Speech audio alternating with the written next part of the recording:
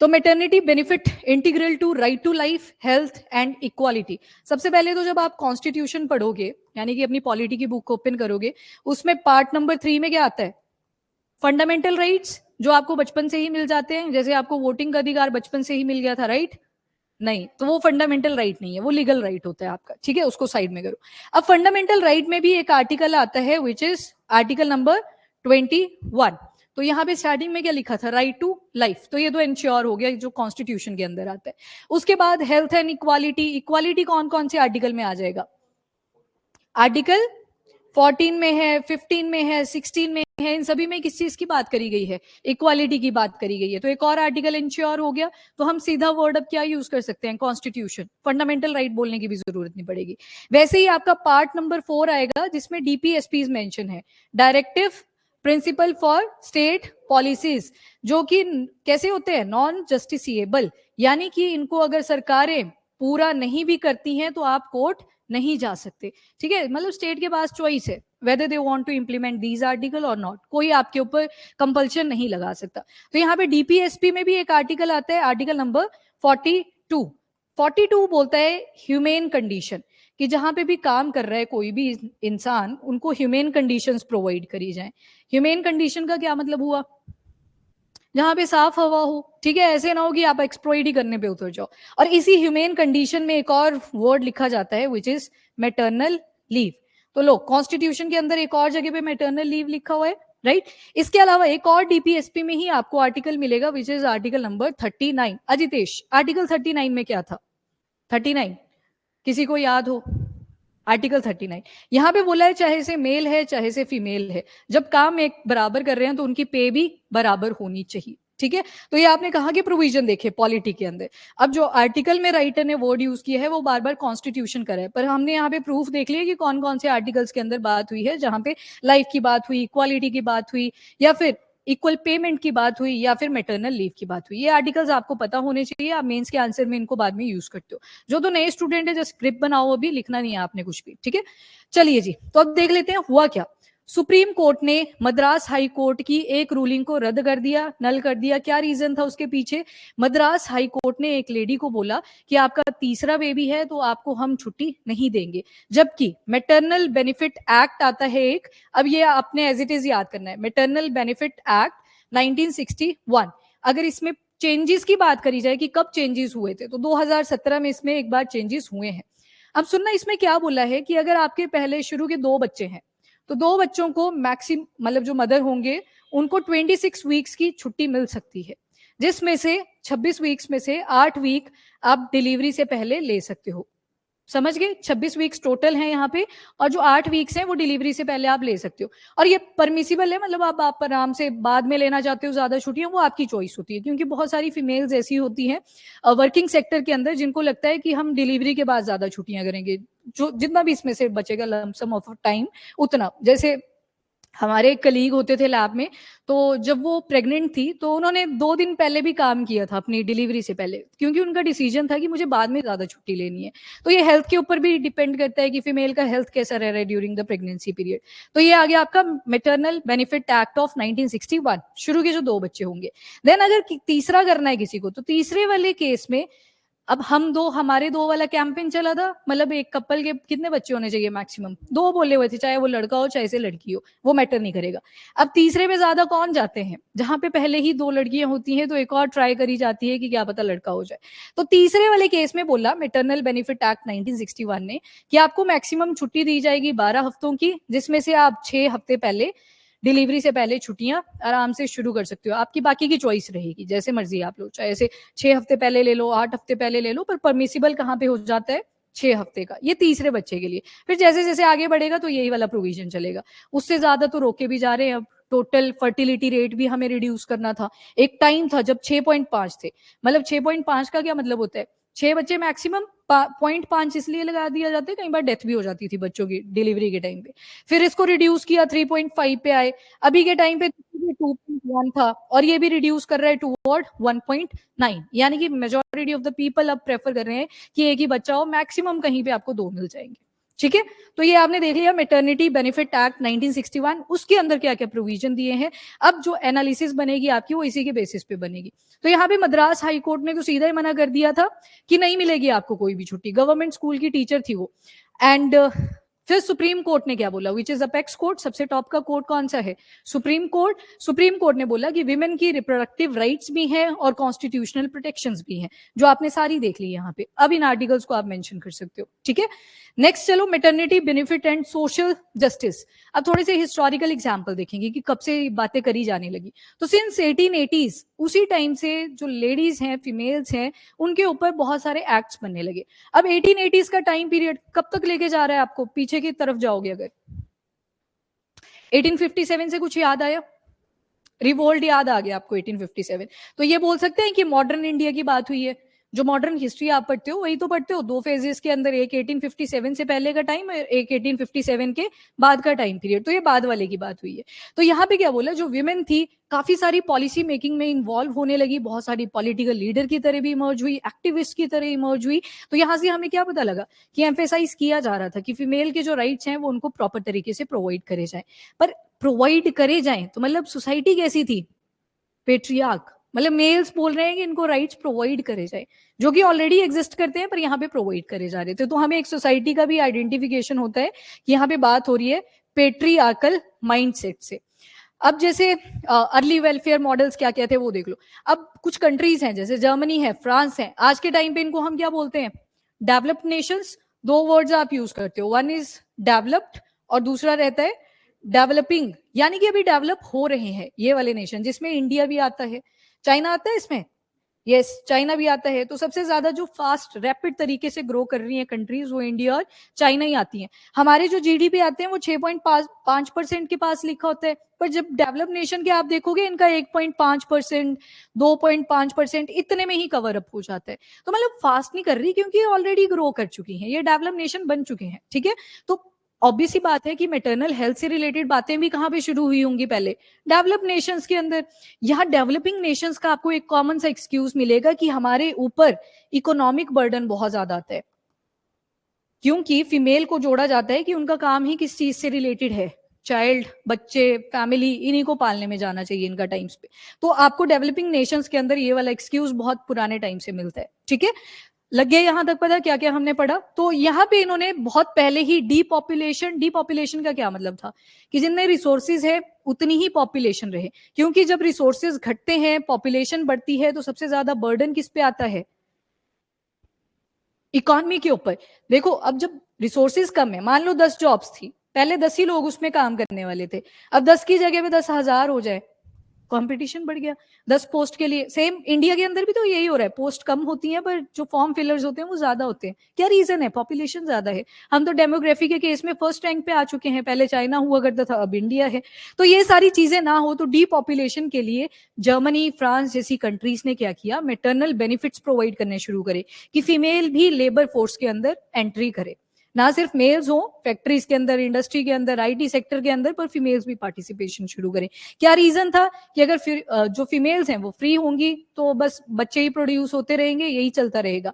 तो एक जो बेनिफिट मिला हमें वो डीपॉपुलेशन का था। दूसरा, ज्यादा बच्चे जब प्रोड्यूस किए जाते हैं तो कई बार इन्फेक्शन होते हैं, यूट्रस रिलेटेड कैंसर हो सकते हैं, मल्टीपल प्रॉब्लम्स आती हैं। तो मैटरनल और इन्फांट हेल्थ को इंप्रूव करने के लिए भी यहाँ पे मैटरनल बेनिफिट्स फीमेल्स को प्रोवाइड करे गए थे।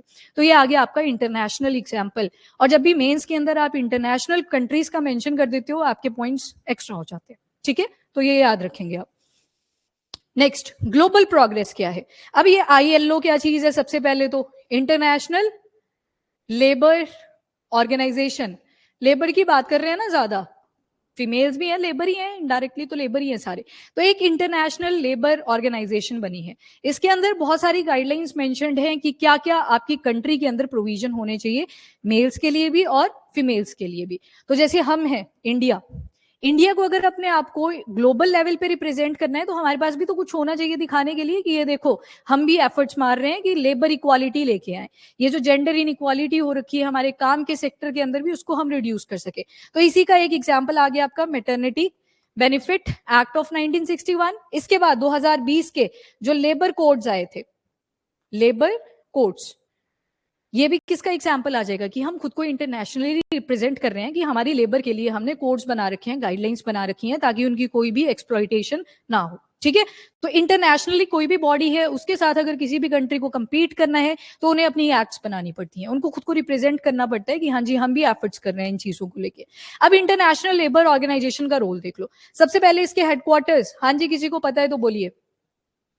Geneva, very good, Geneva Switzerland. तो यहाँ पे इसके हेडक्वार्टर आ जाएंगे, मतलब मेन ऑफिस कहाँ पे है, तो जेनेवा स्विट्जरलैंड में है। अब इन्होंने क्या किया, 1919 में मैटरनिटी प्रोटेक्शन कन्वेंशन दिया। मैटरनिटी प्रोटेक्शन कन्वेंशन किसका है, ये आईएलओ का है, इंटरनेशनल लेबर ऑर्गेनाइजेशन। अभी बताया मैंने मैटरनिटी बेनिफिट एक्ट, लग गया ना पता। अब इंडिया ने कैसे खुद को शो करा, मैटरनिटी बेनिफिट एक्ट ऑफ 1961 के जरिए, क्योंकि 1961 से पहले क्या बना चुके हैं इंटरनेशनल लेबर ऑर्गेनाइजेशन, 1919 का मैटरनल प्रोटेक्शन कन्वेंशन। अभी इसके तहत क्या क्या चीजें बोली हैं कि 12 हफ्ते की पेड मैटरनिटी लीव होनी चाहिए, मतलब पैसे मिलते रहने चाहिए बेशक वो छुट्टी पे है। दूसरा, फ्री मेडिकल केयर होनी चाहिए बिफोर एंड आफ्टर प्रेगनेंसी, जो भी गवर्नमेंट हॉस्पिटल्स होंगे वहां पे ये चीजें प्रोवाइड करी जाए। यस, सॉरी, यहाँ पे फुल बोला हुआ है, मैटरनिटी लीव भी होगी तो सैलरी पूरी जाएगी। क्योंकि देखो अब बेबी को प्रोड्यूस करना है वो तो फीमेल की रिस्पॉन्सिबिलिटी है इंडीड, पर उससे उसकी जॉब लाइफ के ऊपर कोई इफेक्ट नहीं होना चाहिए। ठीक है, कई बार बहुत सारी लेडीज ऐसी भी होती हैं, फॉरेन कंट्रीज के आप ज्यादा केसेस सुनोगे जो ज्यादा डेवलप्ड हो चुके हैं, वहां पे कई बेबीज को खुद ही नर्चर कर रही होती हैं, बीच में छोड़ के चले जाते हैं, डाइवोर्सेस हो जाते हैं। तो इस केस में मैटरनिटी, यहाँ पे लिखा है, देखने में अच्छा लग रहा है ये, पर डेवलप नेशंस भी ये प्रॉपर तरीके से इंप्लीमेंट नहीं करते। फीमेल्स को पहले बोलने लग जाते हैं कि अभी आपका टाइम पीरियड चल रहा है तो आप जॉब छोड़ दो, ये उनको सजेशन दिए जाते हैं। क्यों? क्योंकि यहाँ पे उनके पास लेबर तो नहीं है पर उसके पैसे तो जा रहे हैं ना, तो यहाँ पे कंपनीज करती हैं एक्सप्लॉइट। आज भी होता है, ये डेवलपिंग में भी हो रहा है, डेवलप नेशंस में भी हो रहा है। एंड फ्री मेडिकल केयर होनी चाहिए before and after pregnancy, job security रहनी चाहिए इवन आफ्टर पोस्ट लीव, मतलब जब टाइम पीरियड कंप्लीट हुआ उसके बाद भी वो जॉब पे आ सकती हैं वापस। एंड नर्सिंग ब्रेक्स, बीच बीच में हो सकता है बेबी को देखने के लिए जाना पड़े तो वो ब्रेक्स भी अलाउड होनी चाहिए। ये किसने बताए हैं कोड्स? International labour organisation. अब जब भी कोई ऑर्गेनाइजेशन अपनी गाइडलाइन देती है वो बहुत ज्यादा आइडियल कंडीशन होती है, इसको पूरी तरह से इंप्लीमेंट करना वो पॉसिबल ही नहीं होता। अब पुराना टाइम देखो, 1991 का टाइम देखते हैं। उस टाइम पे क्या हुआ, पहले इंडिया कैसी होती थी, क्लोज इकोनॉमी, हम किसी के साथ ट्रेड नहीं करते थे, ना खरीदते थे कुछ ना तो बेचते थे। पर 1991 में जब बचा ही नहीं कुछ अपने पास, 15 दिन का ही रिजर्व बचा हुआ था, उसके बाद हम खाली होने थे, फाइनेंशियल इमरजेंसी लगनी थी, तो उस टाइम पे हमने क्या किया, खुद को ओपन कर दिया। और क्या बोलते हैं उनको, LPG reforms, liberalisation, privatisation and globalisation. मतलब हमने अपनी इकोनॉमी को ओपन किया कि आओ हमारी कंट्री के अंदर इन्वेस्टमेंट करो। पर उस टाइम पे एक दिक्कत थी, वो थी पेट्रियार्क सोसाइटी है क्या। आईटी सेक्टर में आपको सारे मेल्स ही मिलेंगे ऑफिस के अंदर। कंट्रीज हुआ करती थी जो डेवलप्ड कंट्रीज है, आईटी सेक्टर का ये तो आप सभी को पता होगा, ज्यादातर शिफ्ट किस पीरियड में चलती है, किस टाइम जोन में चलती है, रात वाली शिफ्ट होती है, या तो इवनिंग शिफ्ट होगी या तो नाइट शिफ्ट होगी। दिन में जो शुरू के बच्चे होते हैं, जैसे 10 साल के कम एक्सपीरियंस वाले लोग होते हैं उनको दे देते हैं, पर जो ज्यादा होते हैं उनको इवनिंग या फिर नाइट शिफ्ट मिलती है। क्या रीजन है उसका? क्योंकि वो कंट्रीज कैसी हैं, डेवलप्ड, उन्होंने तो काम दिया ना हमें हमारी कंट्री के अंदर आके। अब जो डेवलप नेशंस थे उन्होंने एक क्वेश्चन रेज करना शुरू करा कि आपकी कंपनीज में सिर्फ मेल्स होते हैं, फीमेल्स तो है ही नहीं। फिर क्या हुआ, इन्वेस्टमेंट की लगी विड्रॉल, कि यहाँ पे यार फीमेल्स को तो मानते ही नहीं है कुछ नहीं, हमारे कंट्री में आओ, हम देखो बराबर इक्वलिटी में चले हुए हैं, 50% मेल्स 50% फीमेल्स, इनकी कंट्री में तो कुछ नहीं है ऐसा। तो इस वजह से क्या हुआ, विड्रॉल चले तो फीमेल्स के लिए 10% का कोटा आ गया कि आपकी कंपनी के अंदर 10% फीमेल्स तो होनी चाहिए। और आज के टाइम पे भी यही वाला चलता है, जहां पे 30% करा हुआ है उन कंपनीज को ज्यादा अच्छा मानते हैं। ठीक है, तो यहाँ पे तभी आप देखोगे आईटी सेक्टर के अंदर फीमेल्स की भी फिर एंट्री हो जाती है। पर पहले क्या होता था, सारा ऑफिस मेल से ही भरा होता था। तो ये पेट्रियार्क सोसाइटी माइंडसेट को रिप्रेजेंट करता था। एंड ग्लोबल अडॉप्टेशन, तो ग्लोबली आप देख रहे हो मैटरनल बेनिफिट्स भी आ रहे हैं और लेबर राइट्स भी आ रहे थे। अब इंडिया के अर्ली लेजिस्लेटिव एफर्ट्स क्या थे, इंडिया ने क्या क्या लॉज बनाए प्री इंडिपेंडेंस टाइम में, यानी कि 1947 से पहले की अब बात होगी, क्या क्या हमने इनिशिएटिव लिए। तो बहुत बड़ी पर्सनालिटीज इमर्ज होके आती हैं इंडिया के अंदर, जैसे डॉक्टर भीमराव अंबेडकर, आप सभी को पता है, उनके साथ एनएम जोशी थे, एम के दीक्षित थे। तो बॉम्बे लेजिस्लेटिव काउंसिल होती है, मतलब लोकेशन बॉम्बे थी, वहां पे कुछ लॉज बनाए जा रहे थे। यहाँ पे बी आर अम्बेडकर हाईलाइट करते हैं कि हमारे कंट्री के अंदर मैटरनिटी बेनिफिट्स होने चाहिए। यानी कि फीमेल को भी एनकरेजमेंट दी जाए, एम्पावरमेंट करा जाए कि आप भी पार्टिसिपेशन करें पॉलिसी मेकिंग में। अभी का एग्जांपल देख लो, बोला जाता है एक वैक्सीन आई थी last to last year, Cervavac, जो सर्वाइकल कैंसर हो जाता है फीमेल्स में। पहले तो इनके बारे में गवर्नमेंट ने बात ही नहीं करी। क्यों? क्योंकि फीमेल्स का इंक्लूजन ज्यादा होने लगा हमारी लोकसभा के अंदर, राज्यसभा के अंदर, तो फीमेल्स ने अपने इश्यूज हाईलाइट करे कि फीमेल्स के अंदर ब्रेस्ट कैंसर नंबर 1, नंबर 2 पे सर्वाइकल कैंसर, तो उसको लेके भी हमारे पास वैक्सीन होनी चाहिए। सर्वावैक जैसी वैक्सीन बन के आई, सीरम इंस्टीट्यूट ऑफ इंडिया, तो उन्होंने ये वैक्सीन बना के दे दी हमें। ठीक है, तो क्या होता है, जब भी फीमेल की इंक्लूजन होगी तो वो अपने इश्यूज को भी हाईलाइट कर सकते हैं। देन आते हैं आपके, तो यहाँ पे आप अर्ली एग्जाम्पल अपने मेंस में ऐड करना चाहो तो डॉक्टर बी आर अम्बेडकर का इजीएस्ट नाम, बाकी आप मे भी भूल जाओ पर इनका आप नाम मेंशन कर सकते हो। तो ये एक्ट लेके आए थे, मैटरनिटी बेनिफिट एक्ट 1929 के अंदर। ठीक है, तो ऐसा नहीं है कि सिर्फ दलितों के ऊपर फोकस था डॉक्टर बी आर अम्बेडकर का ही, मतलब इनका था मेन फोकस ऑन इक्विटी। ठीक है, इक्विटी वल्नरेबल सेक्शंस के ऊपर जिनको नहीं मिला है। इक्विटी समझते हैं सारे, समझते हो इक्वालिटी और इक्विटी में क्या फर्क है? 3 लोग हैं, तीनों में मुझे कुछ डिस्ट्रीब्यूशन करनी है और मेरे पास प्रोडक्ट्स हैं 90, मैंने सभी को 30 दे दिया, 30-30। यहाँ पे पुअर था, यहाँ पे मिडल था, यहाँ पे रिच था, ये तो इक्वालिटी है। पर मुझे क्या करना चाहिए था, इस रिच का भी पुअर वाले को देना चाहिए था, ताकि वो सारे किस लेवल पे आ जाए, एक बराबर लेवल के ऊपर आ जाए। That is equity. अब ये एक्ट क्यों लेके आए थे? क्योंकि मुंबई के अंदर एक टेक्सटाइल इंडस्ट्री हुआ करती थी, फैक्ट्री हुआ करती थी, वहां पे फीमेल्स का बहुत ज्यादा एक्सप्लॉइटेशन था।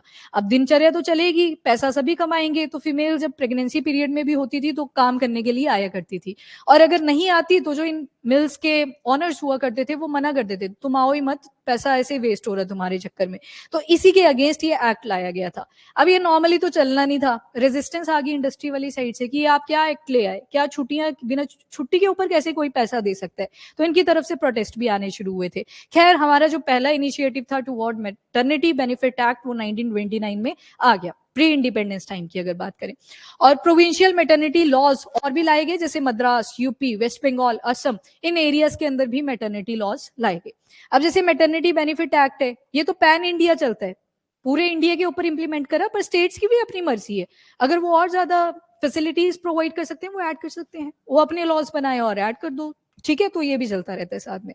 एंड फिर आते हैं कोडिफाइड लेबर राइट्स। अब इसी में doctor B are Ambedkar ji ने 1940s टू 1950s का टाइम है, जिसमें बोला कि हमें कोडिफिकेशन करनी पड़ेगी लेबर लॉज की, तो ताकि ये जो मैटरनिटी प्रोटेक्शन है उसके ऊपर एम्फेसाइज करा जा सके। अब एक बात, यहाँ पे सिर्फ मैटरनिटी प्रोटेक्शन के ऊपर बात नहीं करी गई थी, जो फोर्स लेबर का उस टाइम पे टाइम पीरियड चल रहा था उसके ऊपर भी बात करी गई थी। जस्ट बिकॉज हमारा आर्टिकल मैटरनल इशू के ऊपर है तो हम मैटरनिटी वाले पे ही ज्यादा एम्फेसाइज कर रहे हैं।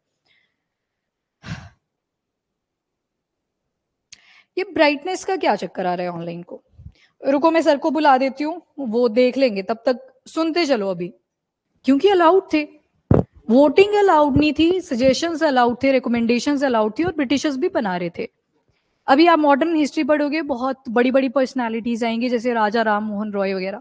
अभी आप मॉडर्न हिस्ट्री देखोगे तो वहां पे इंडियंस बोलेंगे कि सती प्रथा अच्छी नहीं है, ब्रिटिशर्स आगे आएंगे कि ये तो बंद करवानी चाहिए। तो यहाँ पे दोनों का मतलब कोऑपरेशन के साथ रोल आएगा। तो आप मॉडर्न हिस्ट्री जब पढ़ लोगे तो आपको ये कोऑर्डिनेशन समझ आएगा कि ऐसे नहीं था सिर्फ ब्रिटिशर ही लॉज बना रहे हैं, वहां पे इंडियंस आ रहे हैं, सजेशंस दे रहे हैं अपना।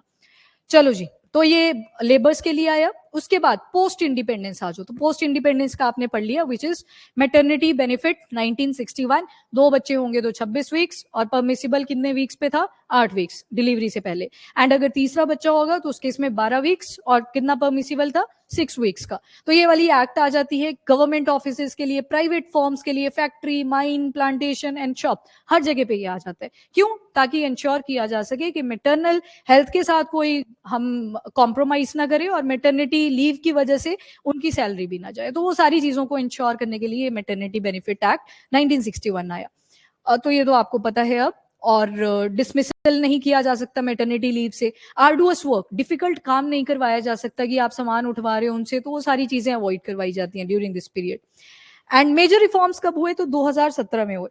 फिर मेजर रिफॉर्म्स आए 2017 में। पीछे आपने देखा होगा 12 वीक्स लिखे हुए थे, अब आ गया वो सारा प्रोविजन 26 वीक्स वाला, जो 2017 के अंदर अमेंडमेंट्स करी थी, वो 2 और 3 वाला आपने सारा कर लिया। एंड क्रेच फैसिलिटीज इसमें ऐड कर दी गई कि कंपनीज के अंदर ही क्रेच सर्विसेज हो, जहां पे बेबी को रख दिया और फीमेल अपना काम करे जाके, तो क्रेच सर्विसेज यहाँ पे अलाउ कर दी गई। और एक चीज कंपलसरी कर दी गई, that is mandatory employer communication of maternity benefits at the time of joining. जब आप फीमेल्स ज्वाइन करोगे तो उसी टाइम पे बात कर लेनी है कि क्या यहाँ पे मैटरनिटी रिलेटेड बेनिफिट्स मिलते हैं या नहीं मिलते हैं, तो वो टाइम जब ज्वाइन कर रहे हो तभी पे कॉन्वर्सेशन हो जानी चाहिए। ग्लोबल अलाइनमेंट लग गया ना, बताओ अभी इसका एग्जांपल, इंटरनेशनल लेबर ऑर्गेनाइजेशन के साथ हमने खुद को अलाइन करा मैटरनिटी बेनिफिट एक्ट जैसी एक्ट्स को लाके, तो ये वही है। और बाकी ये 2000 में आया था जो आईएलओ के मैटरनिटी बेनिफिट कन्वेंशन थे, वो भी याद रखना। फॉर्मेशन तो बहुत पहले हो चुकी थी आईएलओ की, पर मैटरनिटी बेनिफिट वाला जो था उसको हमने यहाँ पे कंपनसेट कर लिया। देन ग्लोबल प्रैक्टिसेस क्या है फैमिली लीव को लेके। अब यहाँ पे सिर्फ हमने मैटरनल वर्ड यूज किया, पैटर्नल वर्ड तो यूज ही नहीं किया, मतलब केयर गिविंग का काम तो सिर्फ मदर का है, ये हमने प्रूव करी अभी तक चीज। पर फादर जी कहाँ गए, तो उनके तो मेंशन ही नहीं हुआ। तो यहाँ पे कई एरियाज ऐसे मिलेंगे आपको इंटरनेशनली जहाँ पे फादर्स को भी छुट्टी दी जाती है कि जितना हक मदर का है केयर गिविंग के लिए उतना ही आपका भी है, ठीक है। तो तभी तो ज्यादा बच्चे किसके साथ अटैच होते हैं, मदर के साथ ही होते हैं, क्योंकि फादर का तो कोई रोल ही नहीं होता, वो अपने काम में बिजी रहते हैं। तो सबसे पहला है जेंडर इंक्लूजन पॉलिसीज। यहाँ पे बोला गया कि जो पेरेंटल यानी कि family leave father and mother दोनों यहाँ पे आएगी, उन दोनों को असाइन करा जाए जेंडर इंक्लूसिव केयर गिविंग। और कौन सा सस्टेनेबल डेवलपमेंट गोल था ये, जल्दी से बताओ। 5, उसमें क्या है, जेंडर इक्वालिटी। हर पैरामीटर के ऊपर हमें जेंडर को बराबर लेके आना है, जेंडर इक्वालिटी पे फोकस किया है। स्वीडन ने सबसे स्टार्टिंग में ये मूव लिया कि ये जो ट्रेडिशनल नॉर्म है कि सिर्फ फीमेल ही केयर गिविंग में इन्वॉल्व होगी, उसको तोड़ा जाए और यहाँ पे जेंडर न्यूट्रल पेरेंटल लीव लेके आए, यानी कि फादर और मदर दोनों को यहाँ पे छुट्टी दी जाएगी। तो एग्जाम्पल है ये, जस्ट सारे नहीं याद करने हैं, पर बहुत सारे एग्जाम्पल दिए हुए थे आर्टिकल में, आप एक दो याद कर सकते हो, ठीक है, मेंस के लिए। नदरन एंड ईस्टर्न यूरोप बहुत सारी कंट्रीज हैं जिन्होंने वर्क लाइफ बैलेंस बनवाया, दोनों पेरेंट्स को छुट्टी दी, अगेन वही यहाँ पे रिस्पॉन्सिबिलिटी शेयर हो सके। Then lack of paid leave, अभी भी ऐसे कई डेवलप नेशंस आपको मिलेंगे जहां पे ये पेड लीव्स नहीं दी जाती, जिसमें से यूएस भी आता है। मैंने डेवलप्ड वर्ड बोला तो अभी हम इंडिया का मेंशन नहीं करेंगे क्योंकि हम तो ऑलरेडी डेवलपिंग स्टेज में हैं। तो यूएस आ गया, Suriname, tonga, martial island, Micronesia, ये हम करंट अफेयर में देखेंगे अभी माइक्रोनेशियन कंट्रीज कौन सी है, मेलेनेशियन, पॉलिनेशियन। तो अभी के लिए एग्जाम्पल्स जस्ट कि बहुत सारे डेवलप नेशन भी आपको ऐसे मिलेंगे जहां पे नहीं मिलेंगी पेड लीव्स। तो ये तो लोकेशन हम कर लेंगे बाद में। Gender discrimination in employment, state versus employment, ये इशू मैंने आपको बता दिया कि मैटरनिटी लीव्स देनी पड़ती हैं तो कंपनी वाले अवॉइड करते हैं कि इनको जॉब ही ना दे, तो अवॉइड करा जाता है। और नेक्स्ट आएगा आपका impact on labour force participation rate. सबसे पहले लेबर फोर्स पार्टिसिपेशन रेट, ये क्या होता है, देखो नाम में जाओ, लेबर लिखा है, दूसरा फोर्स, पार्टिसिपेशन और रेट। लेबर में यहां दोनों आ जाएंगे, मेल भी आगे फीमेल भी आगे, पर जो सबसे इंपॉर्टेंट वर्ड है एम्प्लॉयड लोग भी आएंगे, यानी कि जो अभी जॉब कर रहे हैं वो तो आएंगे, प्लस ऐसे लोग जो जॉब अभी ढूंढ रहे हैं वो भी लेबर फोर्स पार्टिसिपेशन रेट में ही काउंट होते हैं। एम्प्लॉयड वो आगे जिनके पास है जॉब, दूसरे आएंगे ऐसे लोग जो ढूंढ रहे हैं अभी कि हमें कोई जॉब मिल जाती, उसी को क्या बोलते हैं, लेबर फोर्स पार्टिसिपेशन रेट। तो इसका सर्वे करा जाता है जिसे पीरियोडिक लेबर फोर्स पार्टिसिपेशन कहते हैं, यहाँ पे देख लो सर्वे करा जाता है। कौन करता है इस सर्वे को, तो NSSO, national sample survey office. किस मिनिस्ट्री के अंदर आता है, तो MOSPI, ministry of statistics and programme implementation. कब से शुरू करा गया था ये, कि हमें पता होना चाहिए कितने लोग एम्प्लॉयड हैं और कितने सीख कर रहे हैं अभी कि जॉब मिल जाती है हमें, तो ये 2017 से इंट्रोड्यूस करा गया। पहली जो रिपोर्ट आई थी इनकी वो 2019 में आई थी, टाइम तो लगेगा सर्वे करने में, 1-2 साल लग जाते हैं। और मेन ऑब्जेक्टिव क्या होता है, एक एम्प्लॉयमेंट का रेट और दूसरा अनएम्प्लॉयमेंट का रेट। लग गया ना पता, अनएम्प्लॉयमेंट जो लोग ढूंढ रहे हैं जॉब वो क्या रिप्रेजेंट कर रहे हैं, अनएम्प्लॉयमेंट को, तो उसका पता चल जाए। और उसे क्या बोल दिया हमने, लेबर फोर्स पार्टिसिपेशन रेट, जिसमें वर्कर्स भी आएंगे और ऐसे लोग जो वर्क सीख करने के लिए आगे जा रहे हैं। तो इससे हमें दोनों पैरामीटर्स पता लग जाते हैं। तो इसमें एक डाटा आता है जब ये पीरियोडिक लेबर फोर्स सर्वे किया जाता है 2022 और 23 का, क्योंकि 17 में तो आ चुका है, 19 में पहली रिपोर्ट दे दी है, उसके बाद कॉन्टिन्यूसली दे रहे हैं। तो इसमें बोला गया कि फीमेल लेबर फोर्स पार्टिसिपेशन अगर इंडिया के अंदर आप देखोगे तो सिर्फ 37% है। तो 100% में से अगर 37% फीमेल्स की है तो अभी भी आपको जेंडर इनइक्वालिटी दिखाई देगी। बाकी डेवलप नेशंस में आप जाओगे तो वहां भी आपको 50:50 का रेशियो मिलना शुरू हो चुका है। ऑक्सफैम का एक रिपोर्ट आता रहता है, ये इंडिया डिस्क्रिमिनेशन रिपोर्ट लेके आते हैं ना, वर्ड में लिखा हुआ है डिस्क्रिमिनेशन डिस्क्रिमिनेशन, मतलब कहीं ना कहीं इनइक्वालिटी की बात करी जाएगी। तो 2022 का इनका डेटा उठाओगे तो जेंडर डिस्क्रिमिनेशन का रेट 98% है, एज पर ऑक्सफैम की इंडियन डिस्क्रिमिनेशन रिपोर्ट 2022। गवर्नमेंट्स मानती हैं इन रिपोर्ट्स को, तो आप इसको अपने मेंस के अंदर यूज कर सकते हो, ठीक है। तो ये डाटा वैलिड होता है, इसके ऊपर क्वेश्चन रेज करते हैं राइटर्स, पर गवर्नमेंट की तरफ से कोई आंसर नहीं आते, ठीक है। चलिए जी, नेक्स्ट देखो, एम्प्लॉयर बाइस, लग गया ना पता, मेल और फीमेल के साथ बायसनेस से एक तरफा रुझाव देखने को मिलता है, कंपनीज का भी, गवर्नमेंट्स का भी। नाउ शॉर्टकमिंग्स क्या क्या है इस 2017 की अमेंडमेंट को लेके, आप बताओ एक एक पॉइंट। ये जो आपने मैटरनिटी बेनिफिट एक्ट 1961 पढ़ा, फिर उसमें अमेंडमेंट हुई इन ईयर 2017, जिसमें 26 वीक्स कर दिए, पहले 12 वीक्स ही होते थे, बाद में 26 वीक्स कर दिए गए। अब मुझे बताओ क्या क्या इंप्लीमेंटेशन में दिक्कत आती है। नंबर 1, जब आप इकोनॉमी पढ़ोगे उसमें सेक्टर्स आते हैं। सेक्टर कैसे हो सकते हैं, एक ऑर्गेनाइज्ड होता है, दूसरा इनऑर्गेनाइज्ड। चलो मैं आपको एग्जांपल दूंगी दो, आप मुझे बताना वो कहां पे फिट आएगा। सबसे पहले मैंने बोला एक डेली वेजर है, जिसको अगर दिहाड़ी मिल गई तो मिल गई, नहीं मिली तो आज छुट्टी है। बताओ कौन से सेक्टर में आना चाहिए? ऑब्वियस ही बात है, इनऑर्गेनाइज लिख दिया, अनऑर्गेनाइज्ड होगा, ठीक है, अनऑर्गेनाइज सेक्टर में आएगा, यानी कि इनफॉर्मल सेक्टर बोल सकते हैं इसको हम, इनफॉर्मल, जिसका ना तो टाइम फिक्स है, ना तो ये श्योरिटी है कि आज प्लम्बर का काम मिलेगा कि इलेक्ट्रीशियन का काम मिलेगा, उसको कोई पता नहीं है, क्या पता आज ईंटें लगानी है, क्या पता आज सीमेंट उठाना है। तो जो डेली वेजर है वो कहाँ पे आएगा? आपके अनऑर्गेनाइज सेक्टर में, यानी कि इनफॉर्मल सेक्टर में। ना तो उसका टाइम फिक्स है, ना तो उसकी जॉब फिक्स है, पर मेन फोकस कहाँ पे है कि बस पैसा आ जाए किसी भी तरीके से, ताकि उनकी सबसिस्टेंस यानी कि दिनचर्या चलती रहे। पर वहीं पे अगर मैं बोलूं आईएएस ऑफिसर, वो कहाँ पे आएंगे? ऑर्गेनाइज में आएंगे। क्यों? क्योंकि इनका टाइम भी फिक्स है कि आपने 9 to 5 आना है, अनटिल और अनलेस कोई बड़ी प्रॉब्लम ना हो, तो बिना टाइम 9 बजे से पहले भी आना पड़ सकता है, 5 बजे के बाद भी आना सकता है।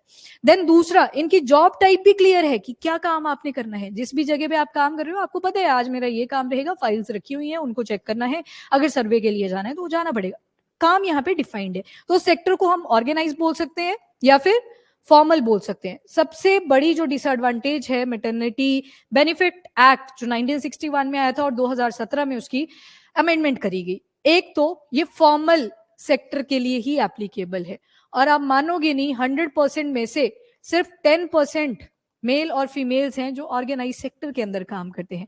बाकी जो 90% जनता है, कोई, आपने एक वर्ड सुना होगा आजकल, गिग इकोनॉमी। क्या मतलब होता है गिग इकोनॉमी का? फ्रीलांसर सुना है?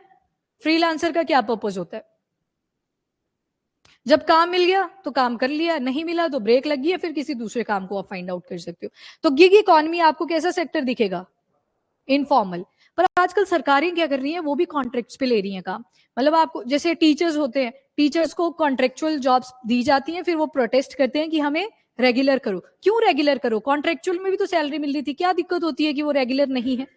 यस, बेनिफिट्स ही नहीं है, वो जो बाकी थी वो तो आपको बेनिफिट ही नहीं है। यहाँ पे मेटर्नल इशू आ गया, आपको जॉब छोड़नी पड़ेगी, या तो ब्रेक लोगे तो कोई यहाँ पे सैलरी नहीं दी जाएगी। पर वहीं पे ऑर्गेनाइज सेक्टर में क्या होगा, आपके प्रॉपर बेनिफिट्स होंगे, बाद में आपको पेंशन मिलेगी, सारे बेनिफिट्स मिलेंगे। तो इसी वजह से होता है ये गिग वर्कर जो है, इन्हीं को बचाने के लिए कोड्स लाए गए थे, लेबर कोड्स 2020 के अंदर। 2020 से पहले बहुत सारे लॉज हुआ करते थे, 100 से ऊपर के लॉज थे, तो उन सभी को मर्ज कर दिया और 4 लॉज ले आए। आपने जस्ट आज एक काम करना है छोटा सा, वो 4 लॉज कौन कौन से थे, लेबर को लेके आए थे, जो 4 ही लॉज हैं, उन्हीं के अंदर सारी गाइडलाइंस दे दी हैं जो 100 के अंदर हुआ करती थी। तो यहाँ पे क्या है, अनऑर्गेनाइज सेक्टर आपको दिखेगा। अब मैंने बोला एक सरकार वाला एग्जाम्पल, आजकल सरकार भी क्या कर रही है, जैसे कोई इंफ्रास्ट्रक्चर बनवाना है, बिल्डिंग बनवानी है, कॉन्ट्रैक्ट बेसिस पे काम निकालती है, न्यूज़पेपर पे आ जाता है, तो कॉन्ट्रैक्टर्स आते हैं। तो जो सरकार के अंडर कॉन्ट्रेक्चुअल वर्कर काम कर रहे हैं, उनको कुछ ना कुछ काम मिलता ही रहता है। तो ये तो आ जाएंगे ऑर्गेनाइज सेक्टर में। सरकार ने बता दिया होता है कि इस टाइम जोन से लेके इस टाइम जोन तक आपका ये वाला काम रहेगा, वेल डिफाइंड वर्क रहेगा, ठीक है, पैसा आपको आता रहेगा। पर जो कॉन्ट्रेक्चुअल वर्कर्स के नीचे लेबर होगी, लेबर चेंज करती रहेगी। तो लेबर अभी भी क्या है यहाँ पे, अनऑर्गेनाइज। तभी बोला कि जो अगर पूरी पॉपुलेशन को उठा लोगे उसमें से सिर्फ 10% ऐसे निकल के आएंगे जो ऑर्गेनाइज सेक्टर में है, जिनको ये सारे बेनिफिट्स मिलते हैं। बाकी के 90% वहां पे सबसे बड़ा जो मेजर ड्रॉबैक किसी भी एक्ट का निकल के आता है वो यहीं पे आता है, अनऑर्गेनाइज सेक्टर। जोमेटो वाले हैं, आज राइड्स मान लो 20 मिल गई हैं तो मजे हैं, आज एक भी नहीं मिली फिर क्या करोगे, खाली, ठीक है। फ्रीलांसर्स हैं, जब तक प्रोजेक्ट चल रहा था 2 महीने 3 महीने, उसके बाद आपको ब्रेक मिलेगी, आपको कोई और काम ढूंढ लो। तो वो सारे किस में आ रहे हैं, अनऑर्गेनाइज में। काम और टाइम बेशक उसमें भी डेफिनेट है जो आप फ्रीलांसर की बात कर रहे हो, पर दिक्कत कहाँ पे आएगी? वो जो लंबा सा ब्रेक आएगा, जरूरी नहीं है आपको दोबारा से काम मिल जाए। जैसे एक अकेडमी का एग्जाम्पल ले लो, अब अकेडमी में भी दो चीजें होती हैं, एक आते हैं लेक्चर बेसिस के ऊपर, तो जैसे उनके लेक्चर कंप्लीट वहां से छुट्टी, पर एक होता है स्टाफ, स्टाफ तो परमानेंट रहता है ना वहां पे, तो उनका टाइमिंग फिक्स, जो उनके वर्क्स हैं वो भी फिक्स। तो ये वाले किस में आ गए? ये अनऑर्गेनाइज में आ गए, तो ये ऑर्गेनाइज में आ गए। एक ही सेक्टर के अंदर आपको दोनों सेक्टर्स भी मिल सकते हैं। एक ही एकेडमी थी पर दोनों सेक्टर्स आपको यहाँ पे देखने को मिले। ठीक है, तो सबसे बड़ा ड्रॉबैक यही है, लिमिटेड एप्लीकेबिलिटी है, यानी कि जो फॉर्मल सेक्टर या फिर ऑर्गेनाइज सेक्टर के अंदर काम कर रहे हैं उनको तो भर भर के बेनिफिट्स हैं, पर इनके लिए अभी भी कमी है, जो मेजोरिटी ऑफ द चंक है हमारी पॉपुलेशन का।